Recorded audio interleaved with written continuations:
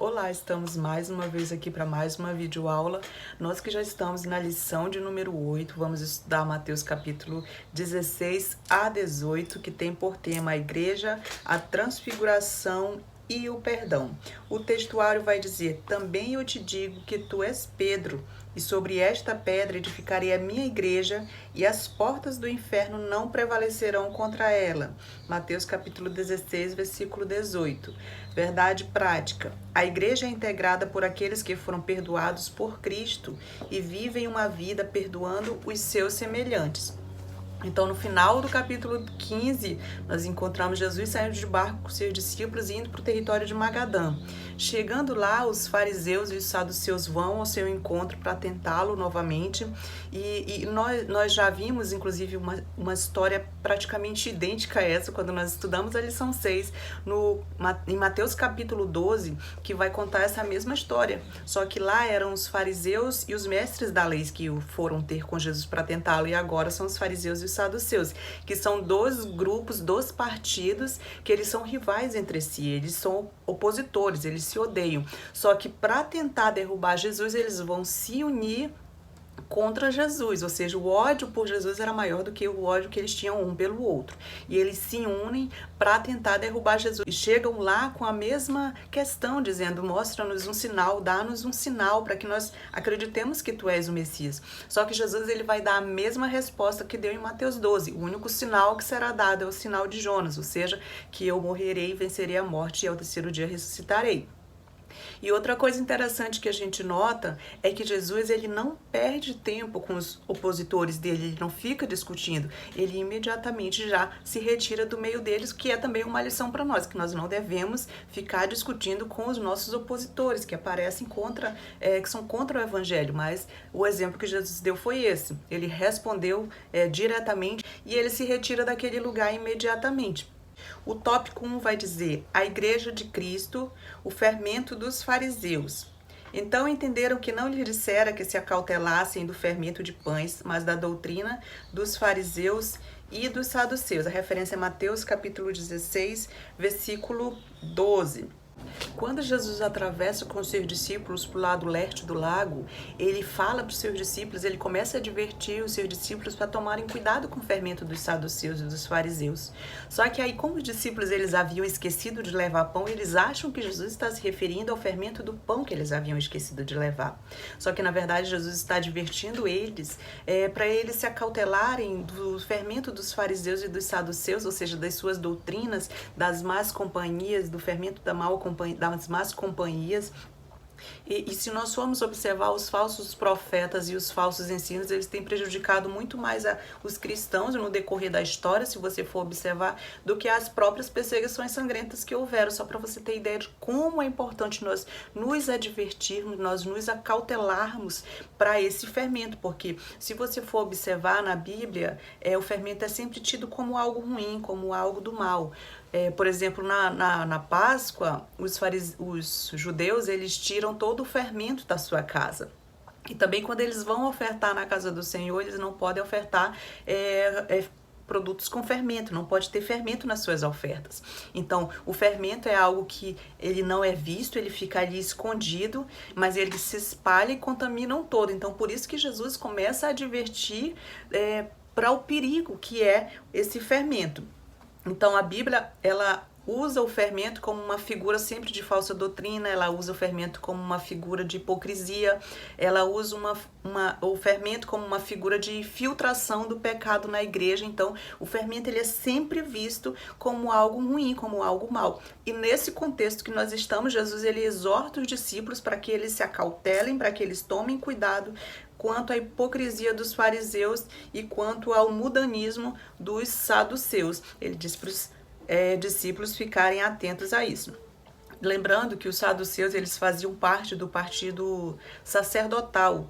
A grande maioria dos sumos sacerdotes vinham do partido dos saduceus, e eles tinham uma dependência muito grande de Herodes. Para que eles continuassem no poder, eles dependiam muito da benevolência, digamos assim, dos favores de Herodes, né? Os saduceus, eles eram contra a ressurreição do corpo e eles não acreditavam na imortalidade da alma, ou seja, eles eram mundanos. O fermento dos fariseus era o tradicionalismo e o fermento dos saduceus era o ceticismo. Tanto no Antigo quanto no Novo Testamento, o fermento ele simboliza o mal. Então, o ministério de Jesus ele vai simbolizar, conceder, ele vai trazer o pão, ele vai conceder o pão, enquanto que os saduceus e os fariseus eles vão trazer o fermento. Então Jesus ele observa da importância dos discípulos se acautelar dos fermentos e ele vai dar essa instrução para os discípulos e essas instruções também servem para nós.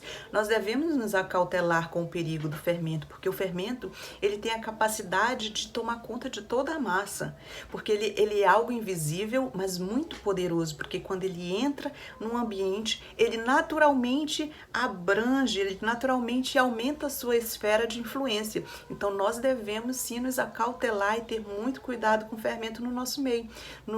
Tanto no Antigo Testamento quanto no Novo Testamento, o fermento ele é simbolizado como algo mau. No ministério de Jesus, se nós formos ver, o ministério de Jesus é caracterizado por conceder o pão, enquanto que os fariseus e os saduceus eles disseminam o fermento no meio dessa massa, tentando levedar todo aquele ambiente. Por isso que devemos sim nos acautelar e a importância de termos o discernimento espiritual, porque hoje em dia o que muito se vê são pessoas que consideram a doutrina como algo ruim ou que dizem, eu não quero seguir essas doutrinas, eu não quero obedecer essas doutrinas, eu preciso apenas seguir Jesus. Mas se nós formos observar, a Bíblia em quase toda a sua totalidade, ela é cheia de doutrinas que elas nos ensinam a viver essas doutrinas. Jesus deixou isso para nós, então não tem como você diferenciar doutrina de viver com Cristo. Não, eu vou viver com Cristo, mas não quero seguir as doutrinas. Não, a Bíblia está cheia de doutrinas, então nós precisamos, não apenas, importante demais, não apenas levantar o estandarte da sã doutrina, mas também devemos aprender e ensinar os nossos alunos a rejeitar as falsas doutrinas, a dizer não, eu não aceito isso não vai entrar na minha vida. Qual a importância de ensinarmos isso para os nossos alunos? Porque o perigo das falsas doutrinas é que elas não vêm de pessoas de fora. Normalmente, as falsas doutrinas, os falsos mestres, eles estão ali no nosso meio, só que ensinando doutrinas mundanas. Então, por isso que nós devemos sim acautelar os nossos irmãos em Cristo, para que eles não sejam enganados. Porque toda doutrina que chega trazendo uma justificativa para o pecado, a gente vê que não é uma sã doutrina, não é uma doutrina vinda de Deus. Então, os alunos eles precisam estar cientes disso e precisam estar acautelados, precisam estar alertas quanto a isso para não serem enganados. O subtópico 2 vai dizer a Igreja de Cristo, referência a Mateus capítulo 16, versículo 18, que vai dizer: também eu te digo que tu és Pedro, e sobre esta pedra edificarei a minha igreja, e as portas do inferno não prevalecerão contra ela. Bem, agora Jesus está em Cesareia de Filipe.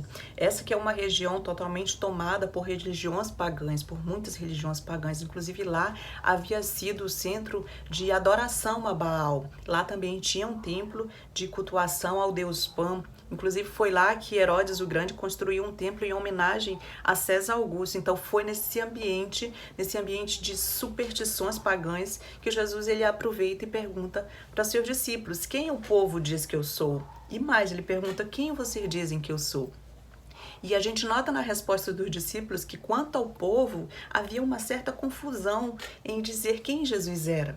Porque alguns diziam que ele era João Batista. Mestre, alguns dizem que tu és João Batista. Outros dizem que tu és Elias. Outros dizem que tu és Jeremias ou um dos profetas.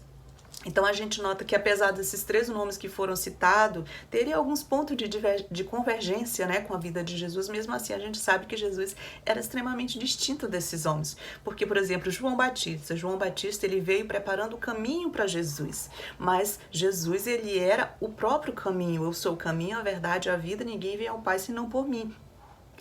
Se formos para Elias, Elias era um homem de oração. Ele lutou contra as falsas religiões, ele derramou o sangue de muitos falsos profetas, mas Jesus, ele derramou o seu sangue, ele fez o maior sacrifício, derramou o seu sangue na cruz por todo o seu povo, por todos nós. Já Jeremias ele era um tipo de Cristo, porque o seu exemplo, ele tinha um exemplo de paciente resistência, assim como Jesus, e ele também passou por um sofrimento imerecido, assim como Jesus. Ele foi e profetizou a respeito da nova aliança, mas Jesus, ele veio e inaugurou essa nova aliança com o seu sangue. Então, agora a pergunta era direcionada aos discípulos. Sim, isso é o que o povo acha que eu sou, mas e vocês? Jesus faz uma pergunta direta aos discípulos, aos apóstolos. Quem vocês dizem que eu sou? E nessa hora a gente vê Pedro tomar a frente e responder por todos os apóstolos e dizer: tu és o Cristo, Filho de Deus.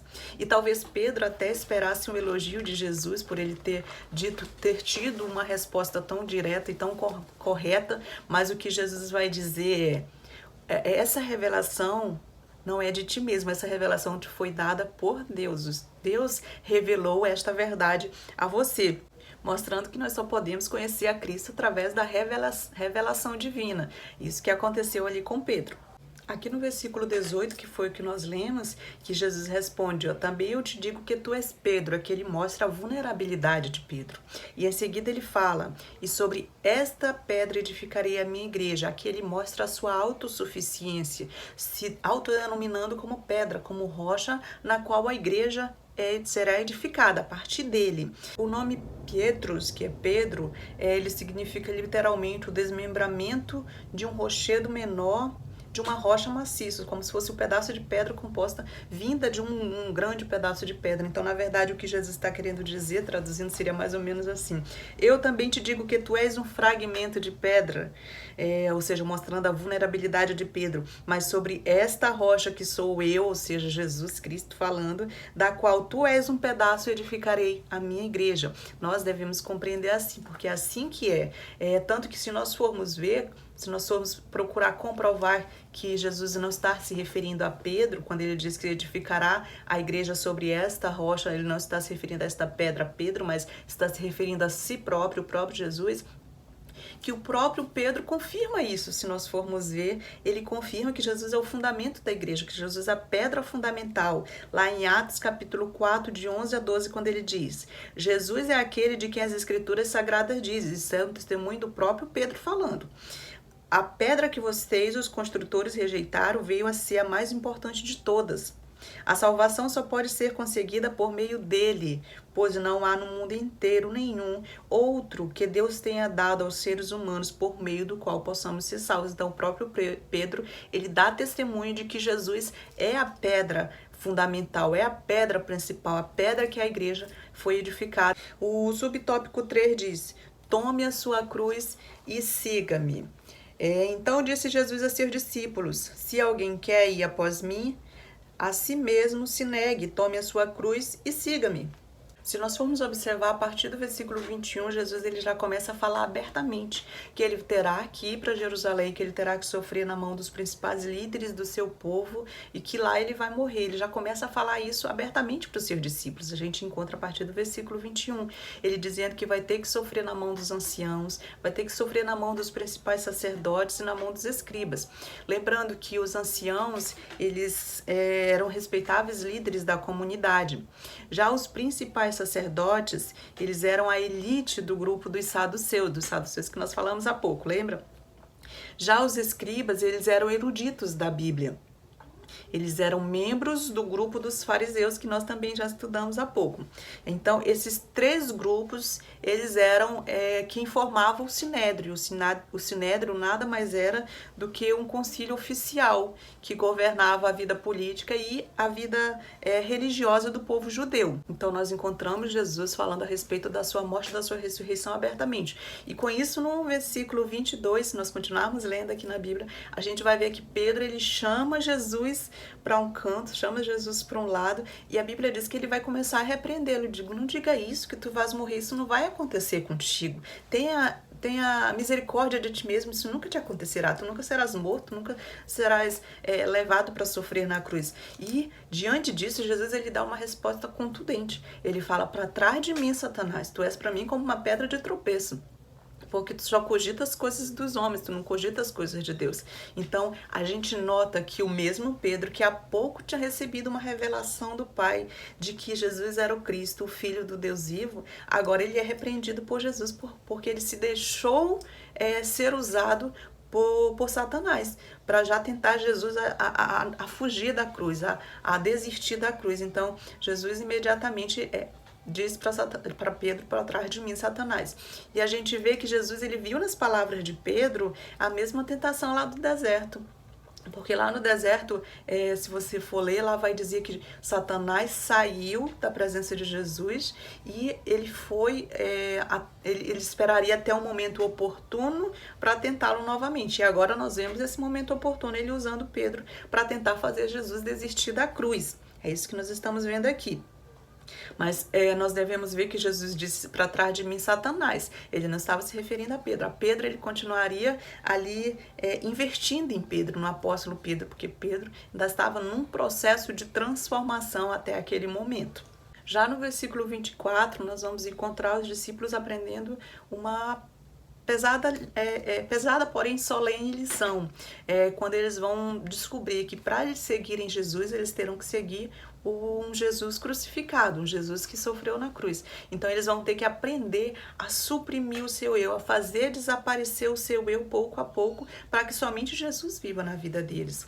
Então eles vão aprender que o caminho que Jesus está trilhando é um caminho de renúncia, é um caminho onde Jesus deixou o seu reino, onde Jesus abriu mão do seu reino, onde ele vivia nos céus e veio para trilhar o caminho do sacrifício por nós. E ele está dizendo: quem quiser me seguir, ele vai dizer que ele abraçou o caminho do sacrifício, o caminho da cruz, e quem quiser seguir ele também vai ter que fazer o mesmo. Ou seja, os discípulos eles vão aprender que abraçar esse projeto de vida com Jesus, de seguir Jesus, de ser um discípulo, requer muita renúncia. E isso tem um preço, é isso que os discípulos vão descobrir agora, que isso vai ter um preço, que é negar a si mesmo, suprimir o seu eu, fazer o seu eu desaparecer pouco a pouco, negar a si mesmo, mas também tomar a sua cruz. Tem um preço, sim, para ser um verdadeiro discípulo de Jesus.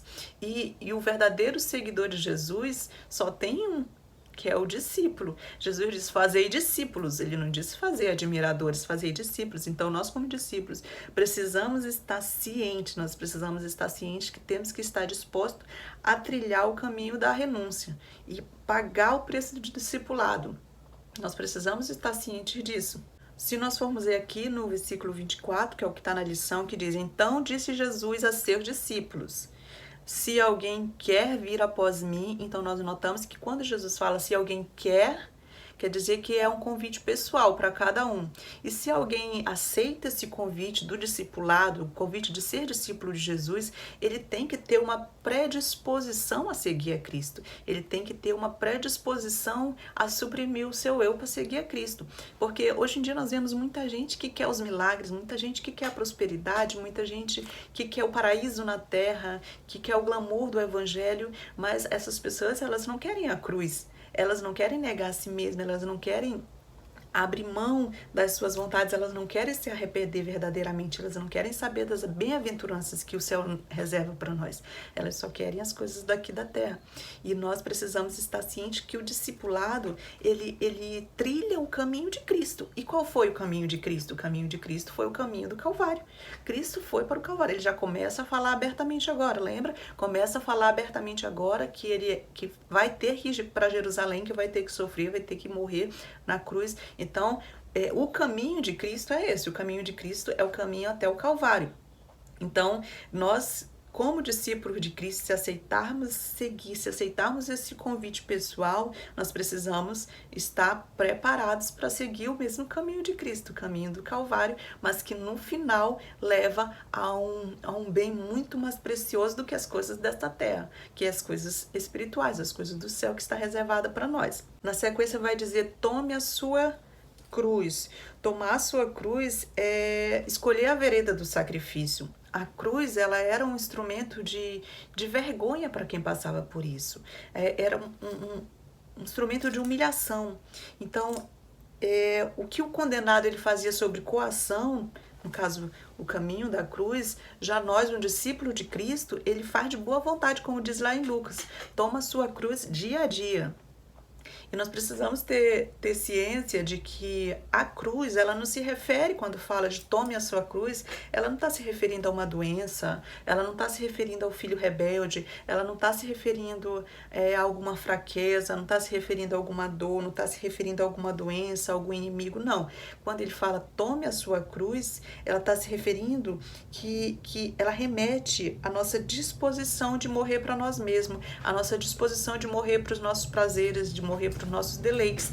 É isso que ele fala quando ele diz tome a sua cruz. Não devemos interpretar de modo errado achando que a nossa cruz é alguma provação que estejamos passando. Não, tome a sua cruz é você abrir mão do seu eu, é você suprimir o seu eu para poder se tornar completamente dependente de Cristo.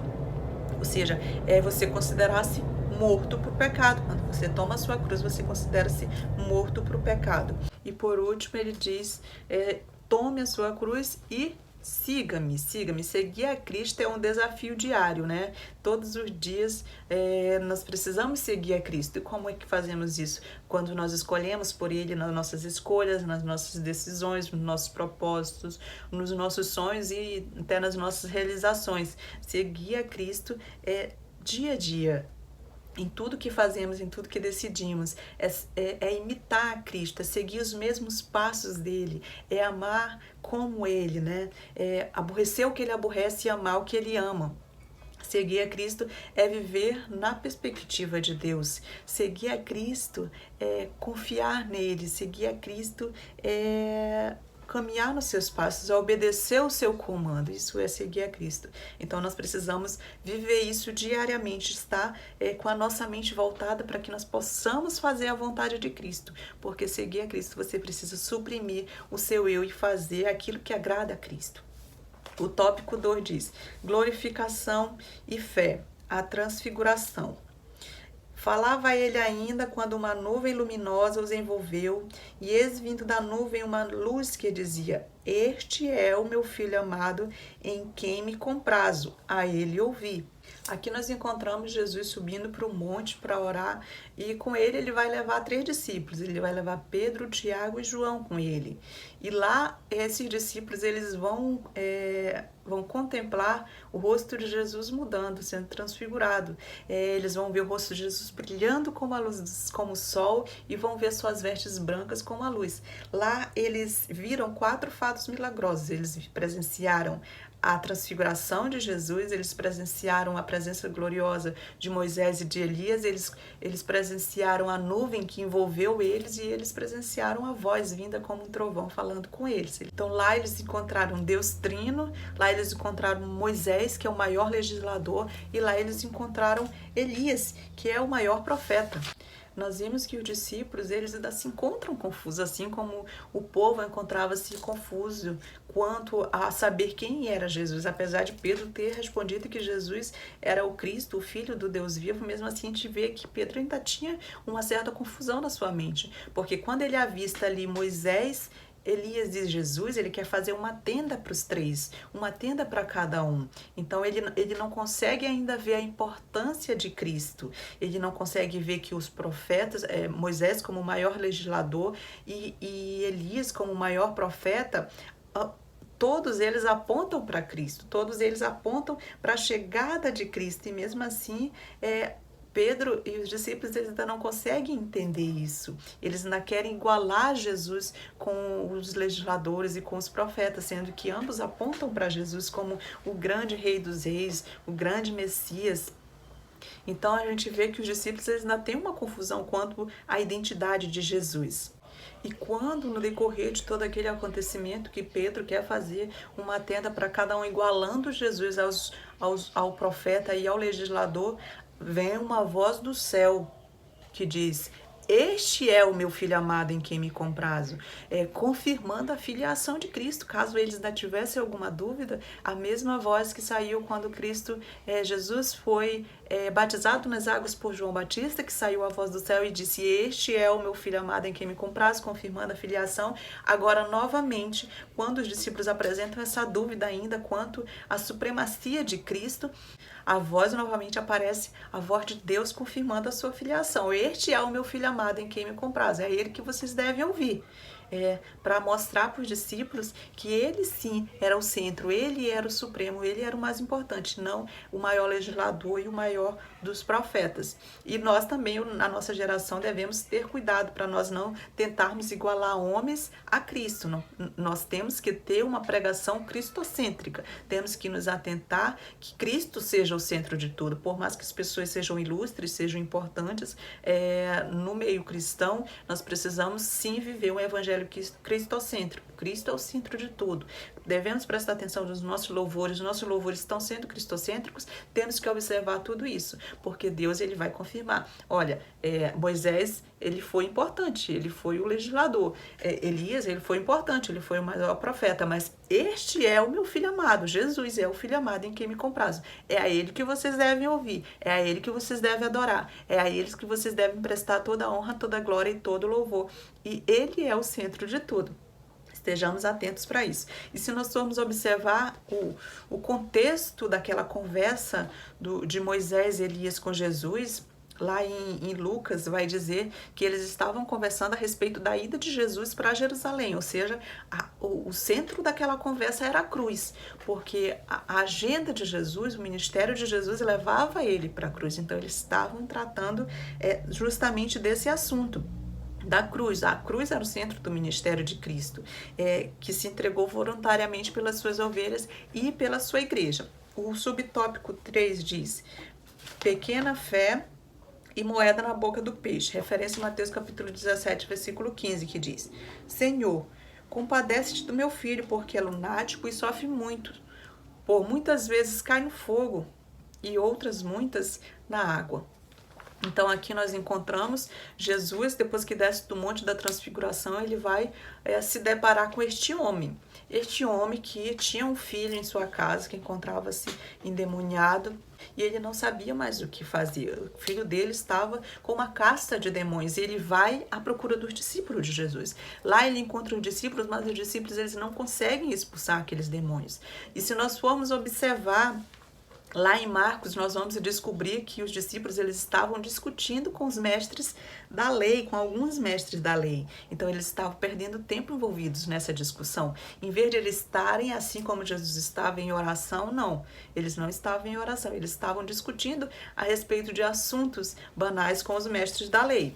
Então, Jesus chega e ele vai e fala para aquele homem, para aquele pai, que o filho dele estaria curado, que o inimigo sairia, que o espírito sairia e nunca mais entraria nele.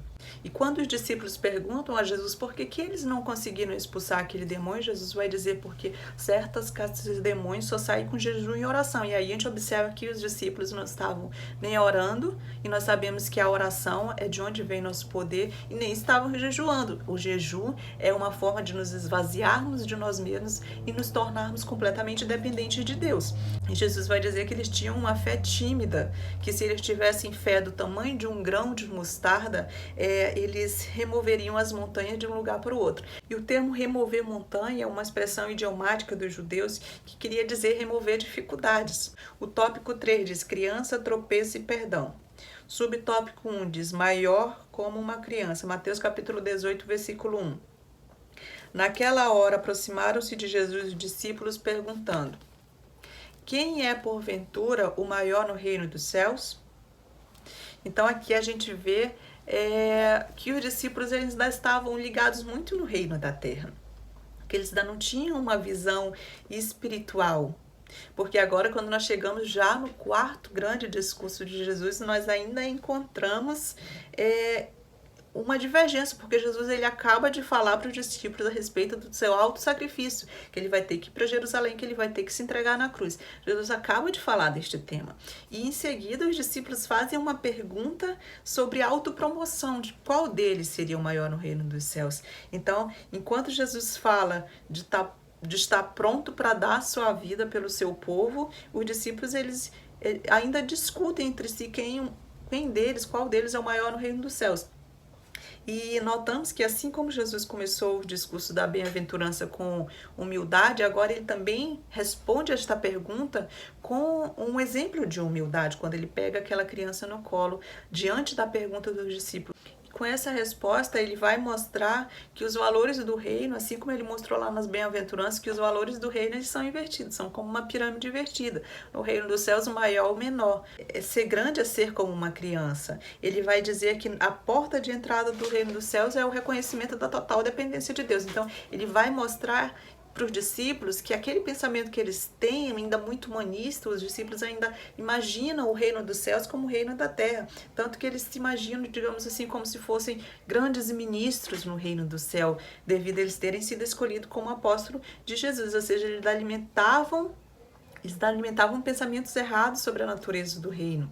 Eles ainda tinham um pensamento de um reino terreno, de um reino político. Eles comparavam o reino dos céus com o reino da terra e por isso eles imaginavam que eles seriam pessoas que ocupariam alta posição. Por isso que eles ainda tinham essa discussão a respeito de quem seria o maior no reino dos céus.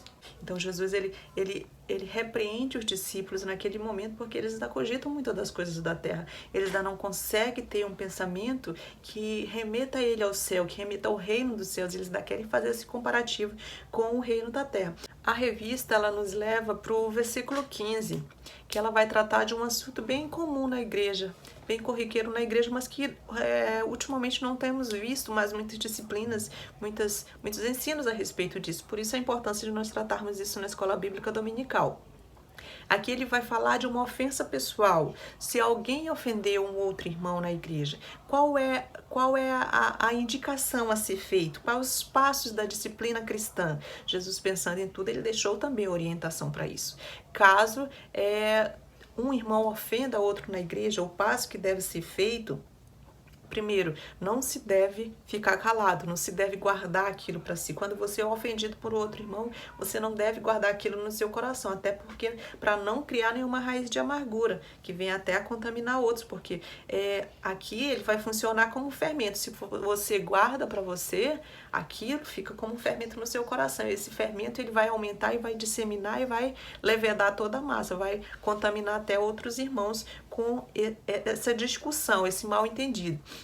O que ele vai dizer é que você deve ir com essa pessoa em particular, você não deve nem guardar no seu coração, nem contar para os seus amigos, para os seus irmãos, não, ele não diz isso, ele diz que você deve ir em particular com o seu irmão e conversar com ele, procurar a paz com aquele irmão que lhe ofendeu, procurar chegar a um consenso.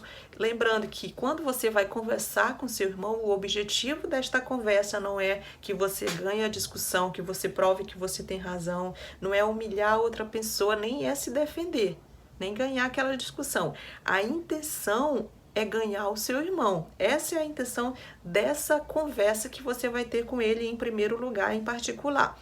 Se porventura essa pessoa que te ofendeu, mesmo assim não quiser se reconciliar contigo, aí Jesus vai dizer, aí tu vais procurar mais duas pessoas, claro que não são qualquer pessoa, você vai procurar pessoas maduras na fé, porque essas pessoas elas vão servir como conselheiras suas e como testemunhas. Você leva essas pessoas até o ofensor. Nós vamos ler lá no versículo 17, que se porventura essas duas coisas que você fez estiver fracassado, aí você vai tentar mais uma vez. Ele vai dizer que você não deve desistir, você que foi ofendido. E é interessante nós frisarmos que essas ações é para a pessoa que foi ofendida. Ele nos ensina a humildade mais uma vez. Você foi ofendido, mas eu tenho razão. Não, Jesus está ensinando que se você for ofendido, você deve sim procurar se reconciliar com esse irmão que te ofendeu. Porque os problemas da igreja, eles não devem ser deixados de lado. Eles não devem ser encobertos. Os problemas da igreja eles devem ser tratados. Jesus, ele deixa um manual de como nós devemos fazer isso, nós devemos tratar desses problemas da igreja que acontecem com prudência e com urgência, para que esses problemas não entrem no coração das pessoas e contaminem os seus corações e nasça ali uma raiz de amargura e seja como um fermento que entrou ali naquela massa e levedou todo o resto. É para isso que nós devemos ter cuidado. Então, aqui nesse último passo, a Assembleia dos Santos deve pleitear com a pessoa que ofendeu, né, com o ofensor, para que ela se arrependa e para que chegue a um concílio, né? Mas se porventura essa pessoa que ofendeu não quiser ouvir a igreja, não quiser perdoar, não quiser se arrepender, não quiser se reconciliar com seu irmão, aí Jesus vai dizer que o caminho agora é a exclusão, ou seja, considerá-lo como um gentio ou como um publicano. Traduzindo em outras palavras, né? Não reconhecer mais como um irmão e não ter mais comunhão com ele. É isso que Jesus nos orienta a fazer, é isso que nós devemos orientar os nossos irmãos que se sentirem ofendidos por um outro irmão, para que possamos sim chegar a uma resolução, tanto que aqui vai dizer que o ofendido, a pessoa ofendida, ela deve fazer de tudo para procurar a paz, para procurar ganhar o seu irmão. É isso que ela deve fazer. No versículo 18, nós vamos ver a autoridade da palavra de Deus. Então, voltando um pouquinho lá para o capítulo 16, versículo 19, nós lemos lá que diz: eu lhe darei as chaves do reino do céu, isso é Jesus falando para Pedro, eu lhe darei as chaves do reino do céu, que você proibir na terra será proibido no céu, e que você permitir na terra será permitido no céu.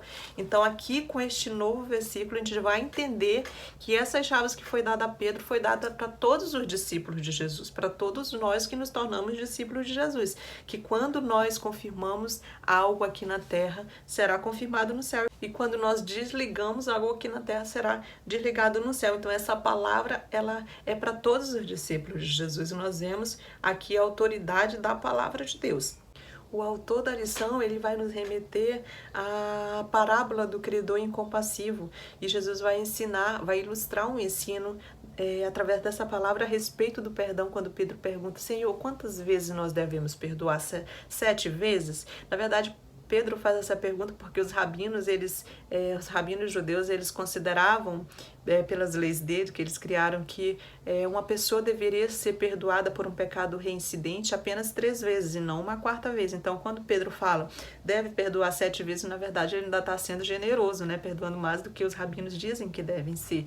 E Jesus vai e responde para ele: não, você deve perdoar não apenas 7, mas 70 vezes 7, porque o que ele está tentando nos ensinar é que nós, com esta parábola, né, é que nós devemos perdoar na medida que nós fomos perdoados, porque nós fomos perdoados de uma dívida impagável. Nós não tínhamos como pagar essa dívida com Cristo. E a palavra de Deus diz que Deus nos amou quando nós ainda éramos inimigos dele. Então, olha que exemplo, se nós olharmos para a palavra de Deus, nós vamos saber exatamente o que fazer quanto ao perdão, nós vamos saber que nós devemos perdoar sim, porque a dívida que nós tínhamos com Deus era uma dívida impagável, não tinha perdão. Mas mesmo que nós tivéssemos essa dívida impagável, assim como na parábola vai descrever, Jesus, ele se compadeceu, ele perdoou aquela dívida. E a parábola vai continuar dizendo que o rei que perdoou esta dívida deste homem que devia milhões, que devia muito, ele saiu dali encontrando um servo dele, o servo dele também o devia, e ele não quis perdoá-lo e lançou ele na prisão para que ele pagasse tudo que devia a ele.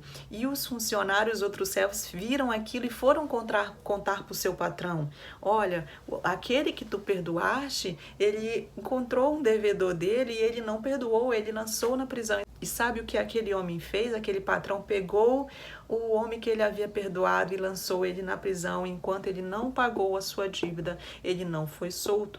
Porque como que nós que recebemos um perdão de uma dívida impagável, não queremos perdoar o nosso irmão? Se nós fomos perdoados, então nós devemos perdoar ilimitadamente, nós devemos perdoar na mesma medida que nós fomos perdoados. O perdão que recebemos de Deus é o perdão que nós devemos dar para as pessoas. E nós vemos que na parábola ele vai citar que era uma dívida muito grande, ou seja, era algo que não merecia perdão, mas mesmo assim nós recebemos o perdão do nosso Deus e nós devemos partilhar esse perdão com todas as pessoas, com as pessoas que nos fazem mal, como Jesus mesmo disse: amem os seus inimigos e orem pelos que vos perseguem. Então, o perdão é algo singular, é algo de extrema importância na nossa vida, que nós não devemos viver as nossas vidas no meio cristão, dizendo que estamos servindo a Cristo e tendo mágoa dos nossos irmãos. Não, nós precisamos perdoar assim como nós, na mesma medida que nós fomos perdoados por Cristo. E assim nós terminamos mais uma lição, espero ter ajudado vocês. Não esqueçam de deixar o like, de compartilhar este vídeo com outras pessoas que vocês achem que estejam precisando ouvir esta palavra. Fiquem com Deus e até a próxima. Tchau!